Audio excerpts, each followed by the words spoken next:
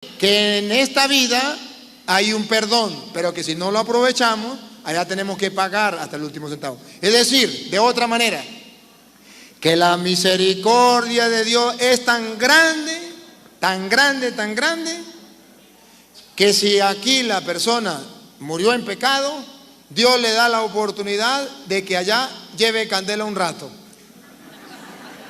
y pague hasta el último. Por ejemplo, a ver, con el ejemplo nos entendemos. Mire, hermano, usted y yo sabemos que robar es malo, es un pecado. Vamos a suponer que aquí el hermano Luis, perdóneme Luis que me meta con usted, es el hombre más santo que puede existir. Pero resulta que la mujer estaba cumpliendo años y él quería brindarle un sancocho de gallina criolla. Y fue a robarle la gallina a la vecina. Y vino el vecino y le metió un tiro y lo mató. Él era muy santo, pecado no tenía. Pero lo mataron robándose una gallina.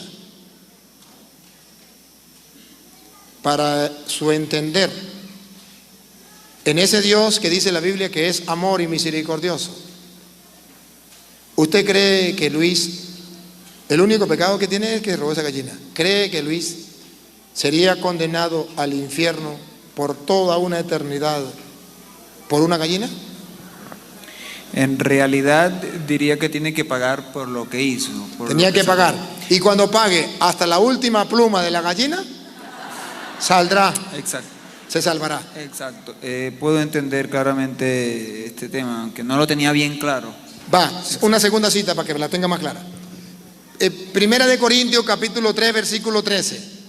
Usted mismo lo lee porque yo de ahí no la he leído y necesito escucharla de la Biblia Reina Valera. 3:13. Primera de Corintios 3:13. Ok. La obra de cada uno se hará manifiesta, porque el día la declarará. Pues por el fuego será revelada, y la obra de cada uno, cual sea, el fuego la probará. Siga. Si perdiere la obra de alguno que sobreedificó, recibirá recompensa. Siga. Si la obra de alguno se quemare, él sufrirá pérdida. Si bien él mismo será salvo. ¿Sí será salvo o no será salvo? Sí será salvo. Siga. Aunque así como por el fuego. Aunque así como por el fuego. Sí se salvará, pero tiene que pasar por el fuego. A eso lo llamamos purgatorio. Entonces, después del purgatorio hay una salvación. Ahí luchamos nosotros. Nosotros no somos aquellos que dan lo menos, no, tenemos que dar lo máximo para alcanzar lo máximo, la salvación, para alcanzar los 20 puntos. 20 puntos. Tenemos que dar lo máximo. Entonces ahí está la doctrina de la Iglesia Católica sobre el purgatorio. Bienvenido a tu espacio Con Contexto, con Dani Mejías. El tema que veremos a continuación es: ¿está el purgatorio en 1 de Corintios 3, 13 al 15? ¡Empezamos!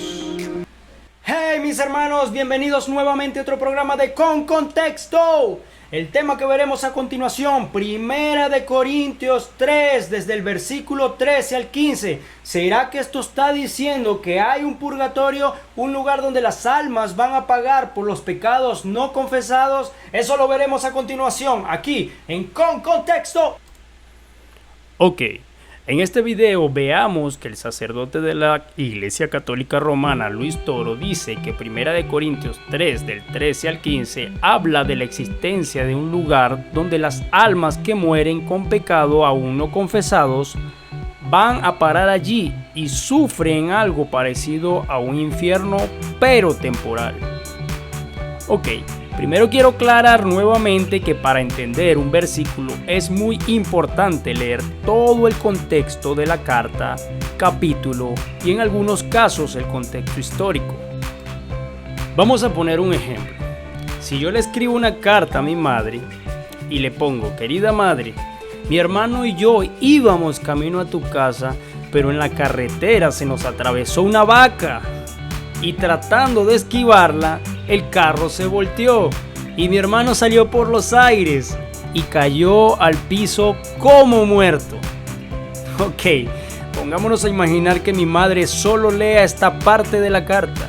Probablemente se altere y se desespere de los nervios, hasta podría provocarle algún daño a su salud. Pero vemos que la carta continúa y dice: pero gracias a Dios no nos pasó nada grave, fueron solo rasguños, y tanto mi hermano como yo estamos bien y mañana te iremos a visitar. ¿Ven la diferencia que existe al leer todo el contexto?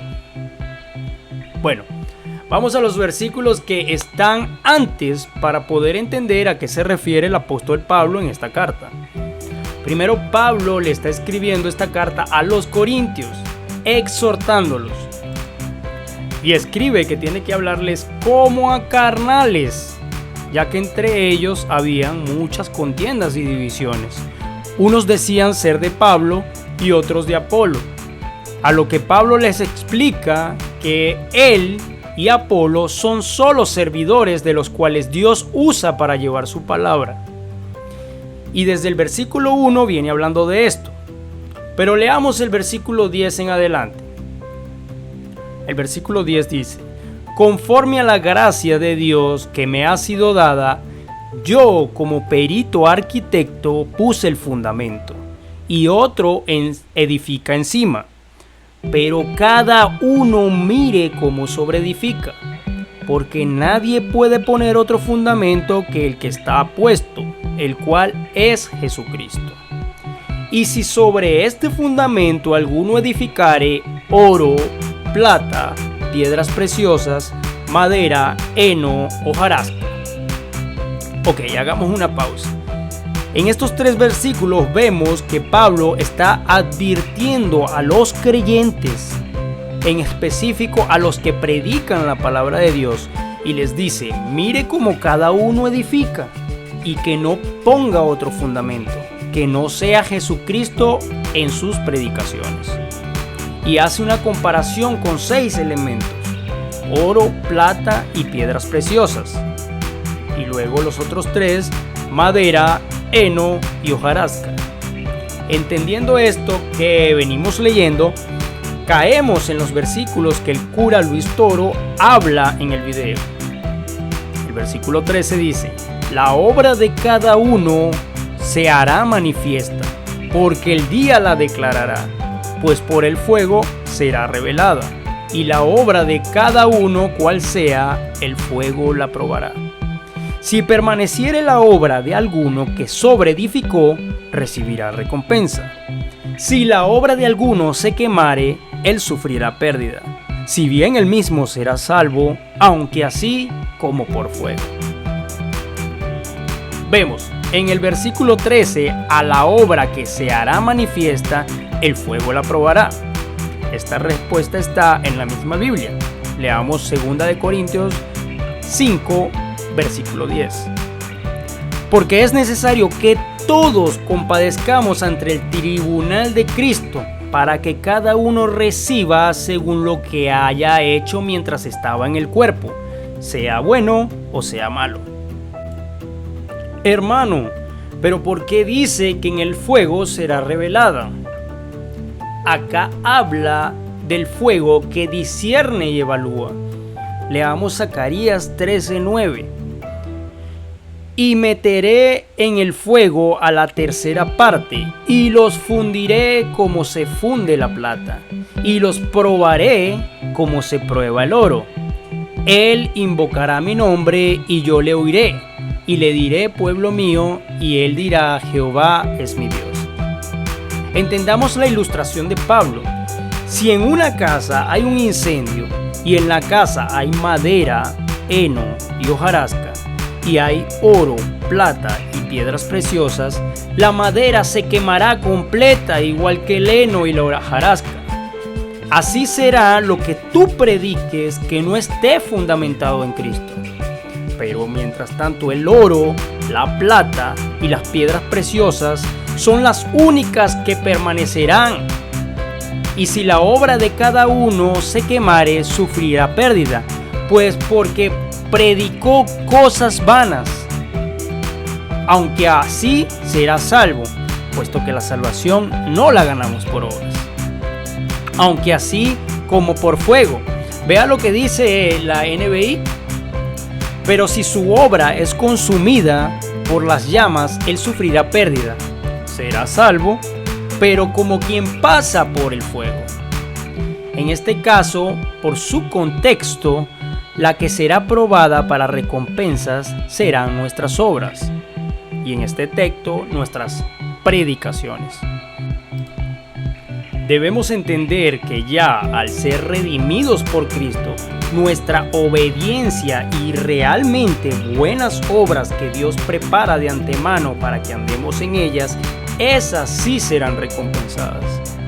Pero las obras que aún salen de nuestra naturaleza pecaminosa y que no ponen a Cristo como fundamento, esas quedarán en pérdida, así como la madera, el heno y la hojarasca. Ok, hermanos, entendiendo este contexto, veamos si acaso esta creencia la inventó la Iglesia Católica Romana o venía de mucho antes. El origen de la idea del purgatorio proviene del paganismo, mucho antes de la era cristiana. Acudiendo a la historia, al pasado, encontramos que esas ideas formaron parte de las religiones y filosofías paganas.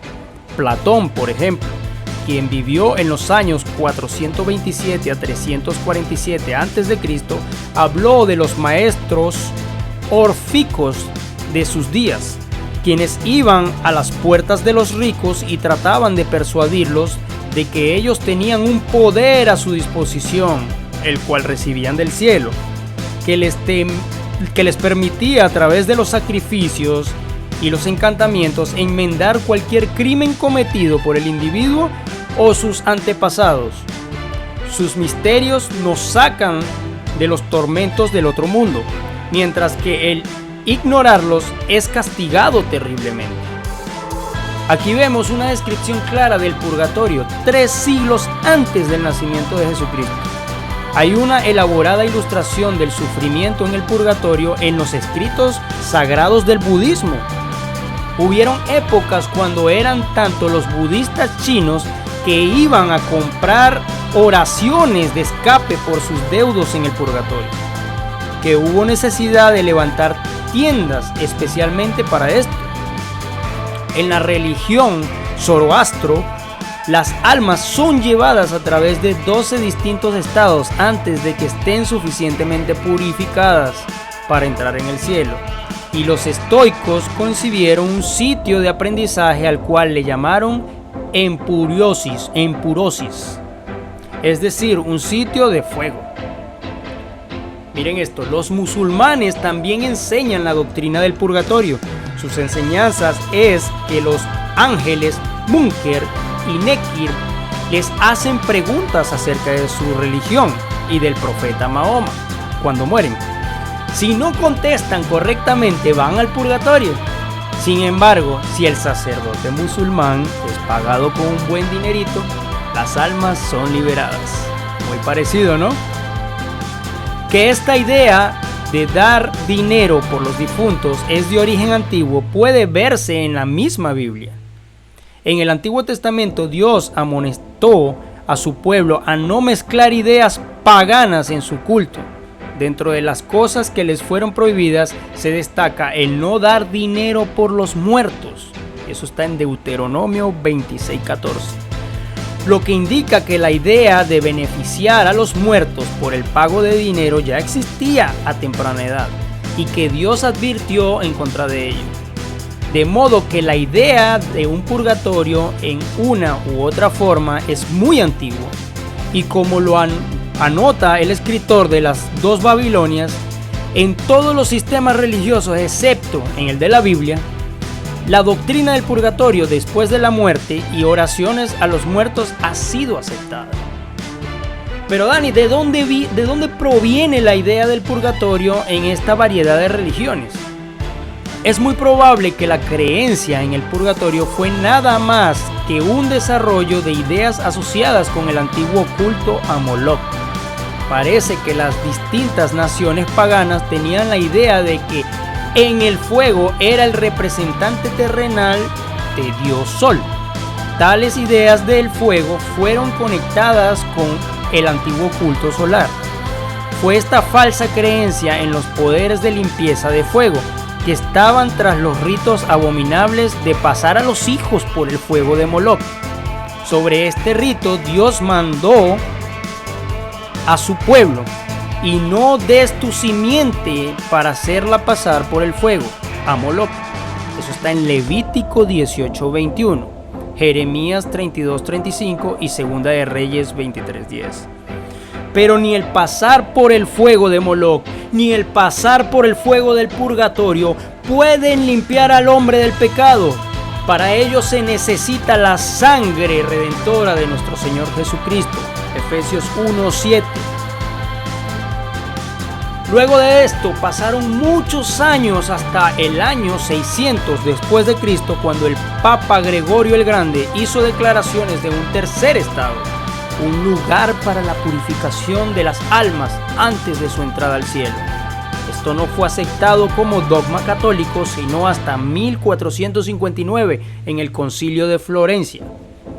90 años más tarde, en el Concilio de Trento, confirmó este dogma, maldiciendo a aquellos que no aceptaran la doctrina.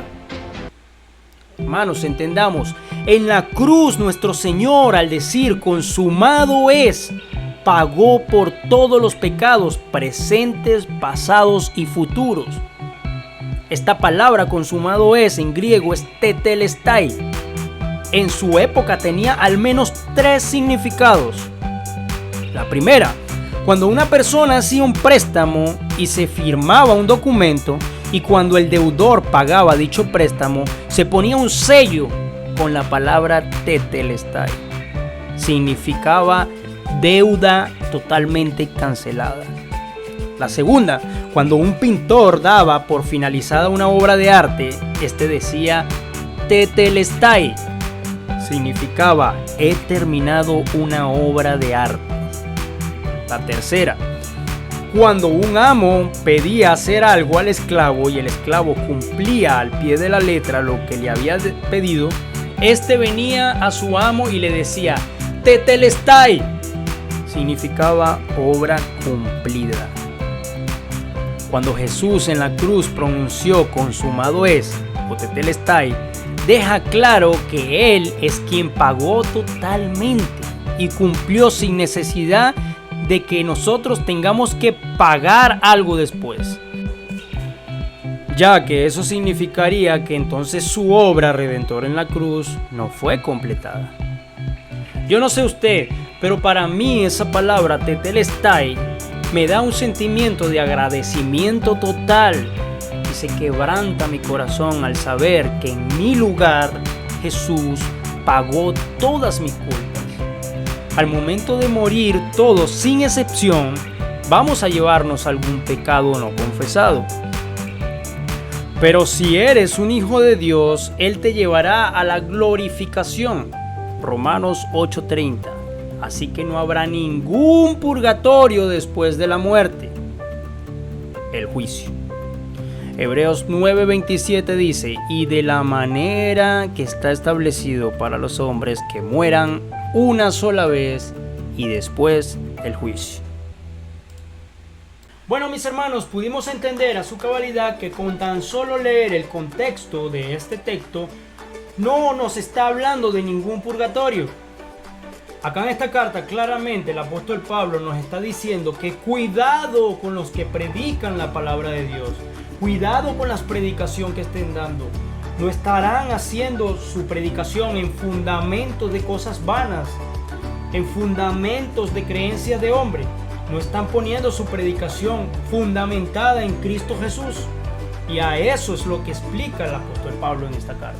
Bueno, mis hermanos, esto es todo por hoy. Nuevamente los invito a seguir a nuestros canales amigos: Biblia Libre Prédicas, el canal Alal, el canal del hermano David Silva, el canal Biblia Libre Responde y el canal Buscando la Verdad. Nos vemos en el próximo video de Con Contexto.